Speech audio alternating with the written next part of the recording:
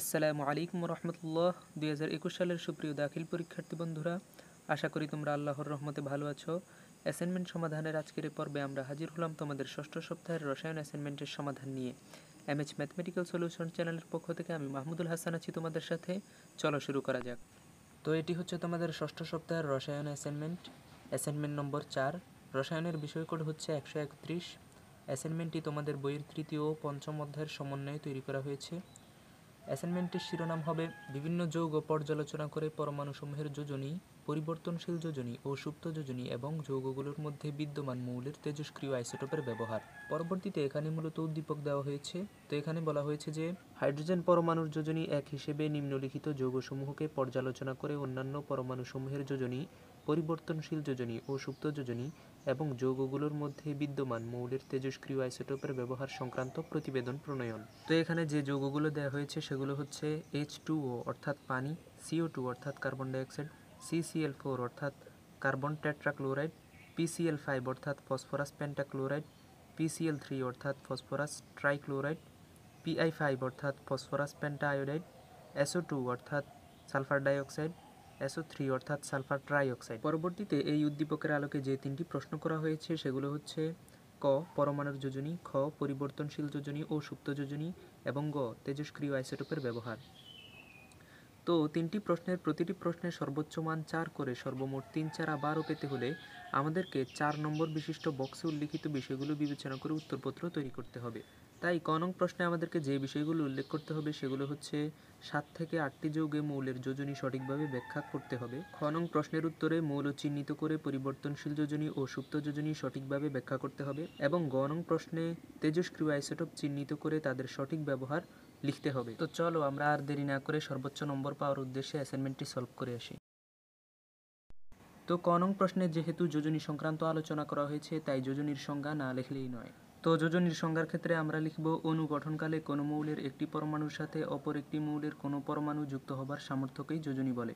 আবার অন্যভাবে বলা যায় কোনো মৌলের একটি পরমাণু যতগুলো হাইড্রোজেন অথবা তার সমতুল্য যেমন ক্লোরিন, সোডিয়াম ইত্যাদি অন্য মৌলের যত সংখ্যক পরমাণুর সাথে সংযুক্ত হতে পারে তাকে যোজনী বলে।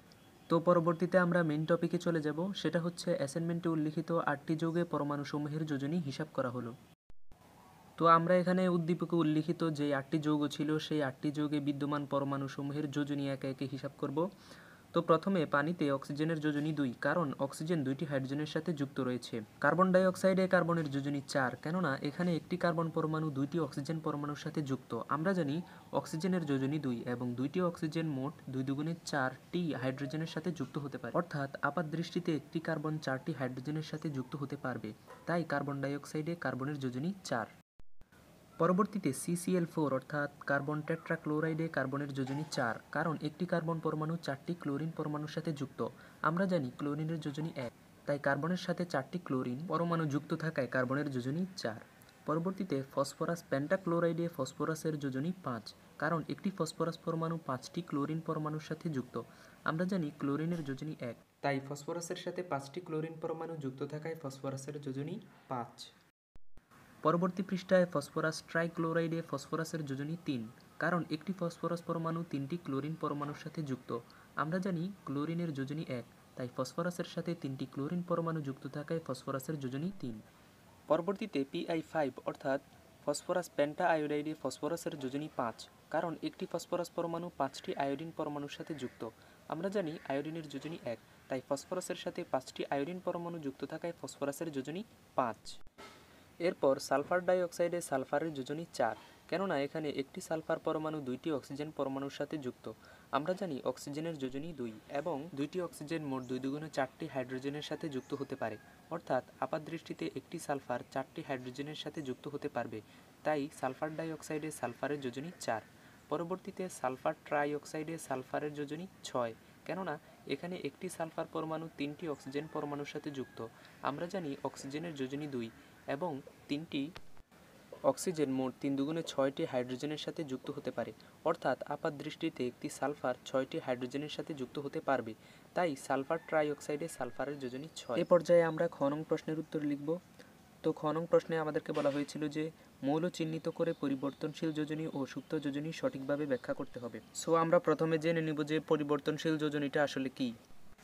যেসব মৌল ভিন্ন ভিন্ন যৌগে ভিন্ন ভিন্ন যোজনী ব্যবহার করে সেসব মৌলের যোজনীকে পরিবর্তনশীল যোজনী বলে।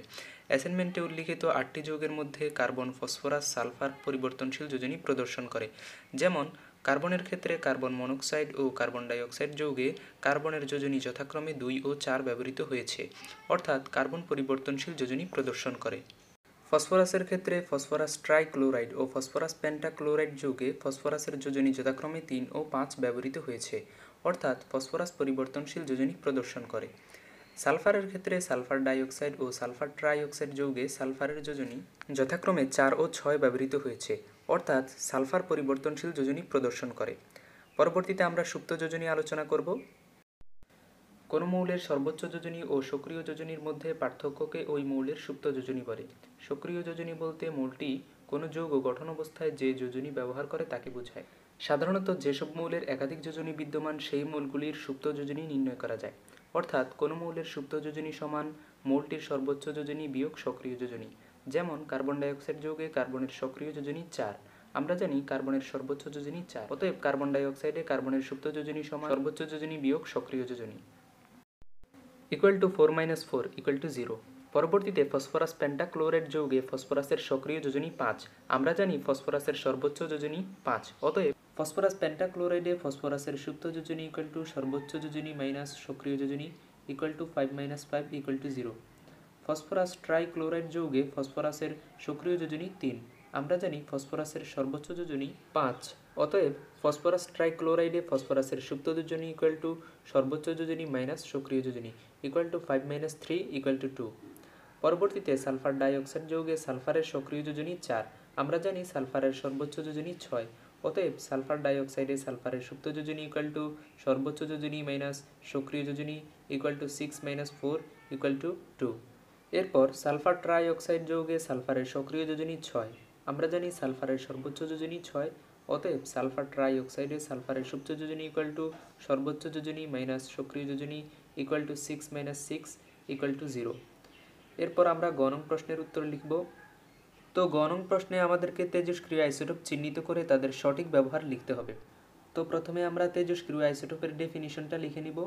মৌলের যে সমস্ত আইসোটোপ বিভিন্ন ধরনের রশ্মি যেমন আলফা, বিটা, গামা বিকিরণ করে অন্য মৌলের পরমাণুতে পরিণত হয় তাদেরকে তেজস্ক্রিয় আইসোটোপ বলে।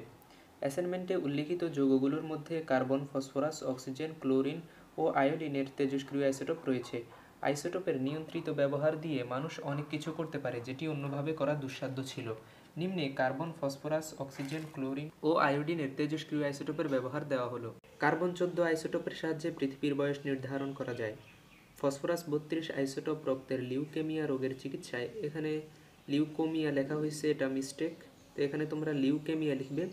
তো লিউকেমিয়া রোগের চিকিৎসায় এবং গাইগার মোলার কাউন্টারে তেজস্ক্রিয় রশ্মি শনাক্ত ও পরিমাপ করতে ব্যবহার করা হয়। অক্সিজেন 14 তেজস্ক্রিয় আইসোটোপ ব্যবহার করে সালোক সংশ্লেষণ প্রক্রিয়ার তথ্য জানা যায়। পরবর্তীতে ক্লোরিন 37 তেজস্ক্রিয় আইসোটোপ সমৃদ্ধ কীটনাশক ব্যবহার করে ক্ষতিকর পোকামাকড় ধ্বংস করা যায়। পরবর্তীতে আয়োডিন 131 তেজস্ক্রিয় আইসোটোপ থাইরয়েড গ্রন্থির কোষকলা বৃদ্ধি প্রতিহত করে। তো এই ছিল তোমাদের ষষ্ঠ সপ্তাহের রসায়ন অ্যাসাইনমেন্ট। আশা করি তোমরা বুঝতে পেরেছো। তবুও যদি কিছু বোঝার বাকি থাকে তাহলে অবশ্যই কমেন্ট বক্সে জানাবে। আর ভিডিওটি তোমাদের ন্যূনতম উপকারে এসে থাকলে অবশ্যই একটি লাইক দিবে এবং আমাদের এই চ্যানেলটি সাবস্ক্রাইব করে আমাদেরকে উৎসাহিত করবে। তো আজ এই পর্যন্তই। আসসালামু আলাইকুম ওয়া রাহমাতুল্লাহ।